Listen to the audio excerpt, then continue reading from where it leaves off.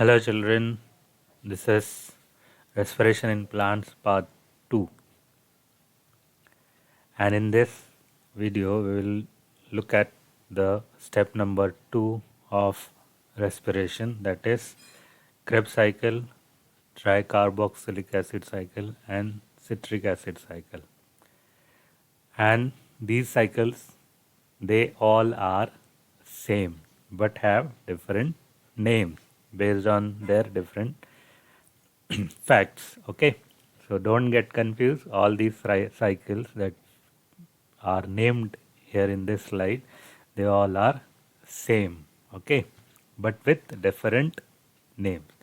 So we will try to learn the second step of aerobic respiration, and that is the Krebs cycle, which is also called as tricarboxylic acid cycle and which is also called as citric acid cycle.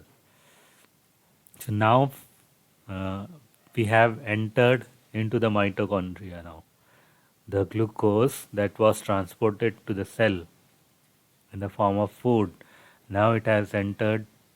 First, it entered into the cytoplasm where glycolysis took place, and now, after glycolysis, it will be going for the second step of the respiration, that is specially aerobic respiration, and will enter in the form of pyruvic acid into the mitochondria's matrix, and this will be cycle called as TCA cycle will take place inside it. Okay, now let us see some of the important concepts or details about tricarboxylic acid cycle.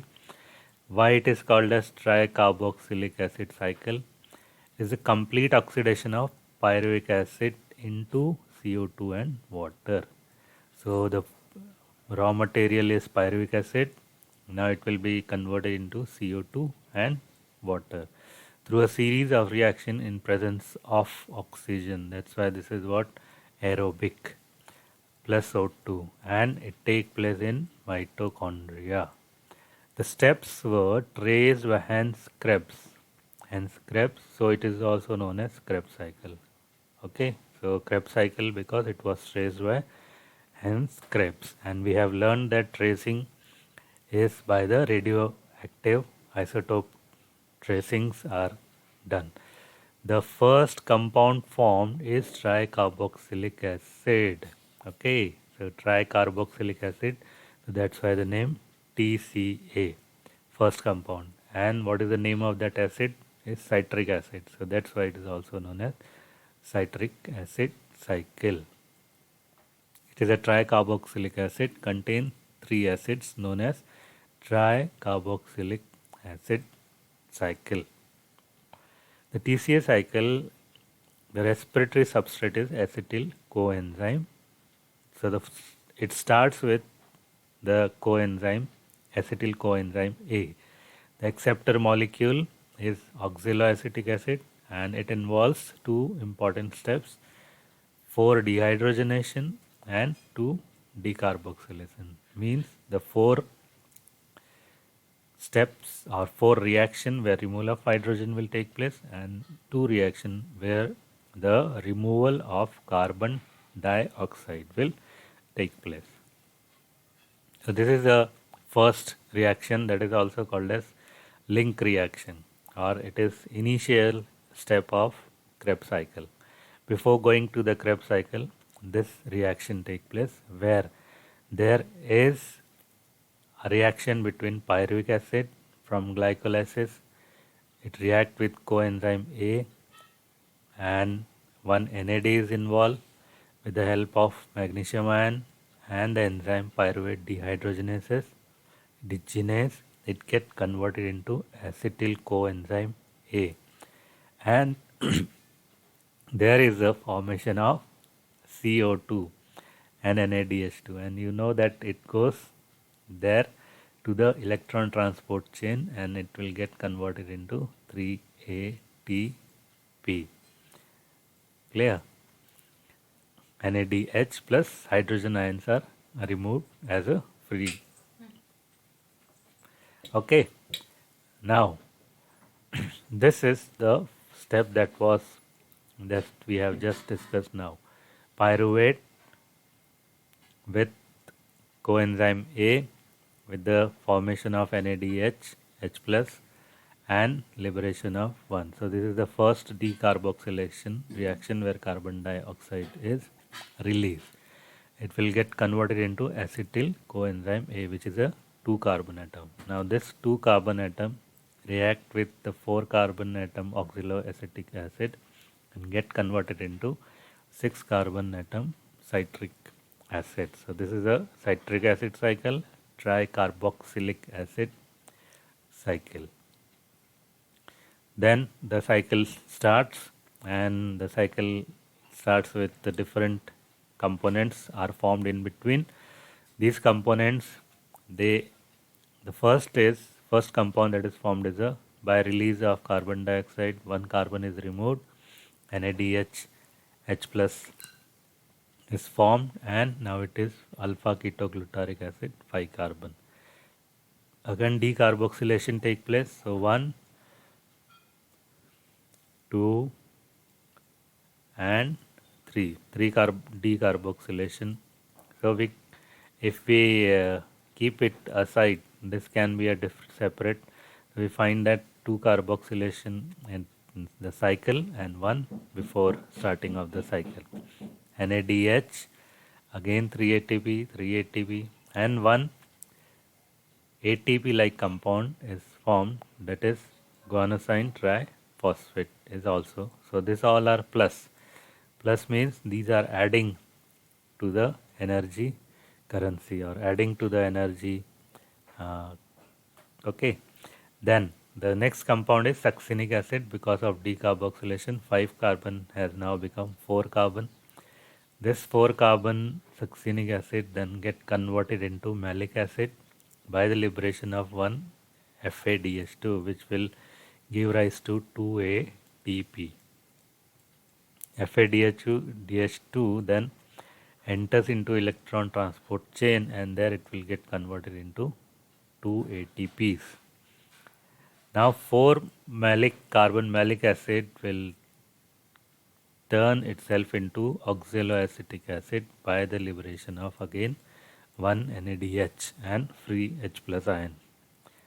So this cycle goes out like this, where you will find NADH 3 reaction where NADH is formed, and 1 reaction where FADH2 is formed, and 1 free GTP or guanosine triphosphate, a compound similar to ATP, is formed with, and 2 steps of carboxylation. And before starting this, in the link reaction, this reaction is what? Link reaction. In this we find NADH plus H plus ion in 1, decarboxylation 1, and addition of coenzyme is 1. This completes the cycle. Now let us see how it is in more detail if you want to understand. So this is again iron compound citrate acetyl link reaction. Okay, so citrate, then cis-aconate, isocitrate. It's a complete. If you want to go to the detail, here you can just understand that manganese is also involved, iron is also involved in this. Then it will get converted into succinyl coenzyme A, then succinate. The coenzyme here, it is removed. Okay, before going to from alpha ketoglutarate, the coenzyme A is removed, and this will be used for link reaction. Then FADH2 fumarase, then fumarate, malate. So this is not there in the syllabus, but if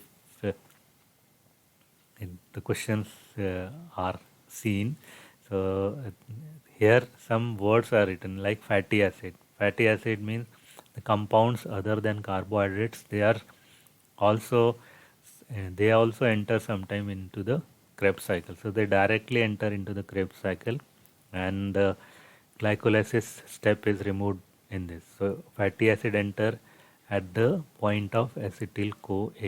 The proteins, they enter at ketoglutarate step.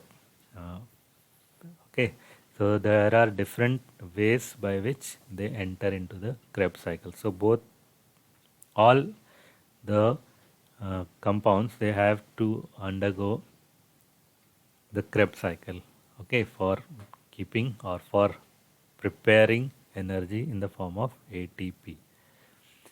Now if you see the final reaction, pyruvic acid 4NAD is used, 1 FAD is used, 2 water molecule, 1 ADP, here it is written GTP, and 1 in PI. Then 3 CO2 is formed, 4 NAD, so 4 NADH plus H plus ion, free 4 hydrogen ion, FAD, FADH2, and 1 ATP. So in the form of number of ATPs produced, ATP produced at substrate level, phosphorylation 2 GTP or ATP. Okay, so similar they are. So 2 ATP produced by electron transport means it will enter into ETS. Oh, so this they will enter into ETS and they will get converted into ATPs. So how many ATP they are produced? So 6 NADH2 give rise to 18 ATP. 6 3s are 18. 3s are 18. Then 2 FA. Why this is 6? If you see the 6 NADH2, it is 2 pyruvic acid cycle.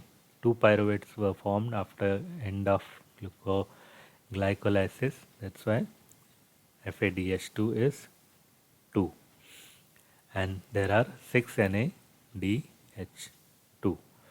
and therefore it is 18 ATP and 4 ATP. So the total of all this is 24 ATP. So again let us see the total yield.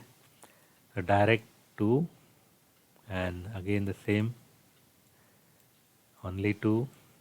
So this all will, 6 was formed here, and this all will continue to give rise to 38. Glycolysis, there are 2 direct ATPs, 2 molecules of NADH, 2 3s are 6, then 2 molecules of NADH, because 2 pyruvic acids are formed, 6 NADH, 6 3s are 18, FADH2 4, 2 ATPs direct, this, and totally 38. So anaerobic it was 2 ATP molecules, now in aerobic respiration it is 38 molecules. So I think it is clear to you, this is a Krebs cycle. Now after this cycle,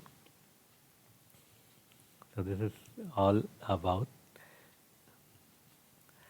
the citric acid cycle. Now these ATPs and NADH2s and FADH2, they are going to be utilized in the form of ATP. So for conversion into ATP, they have to undergo electron transport system.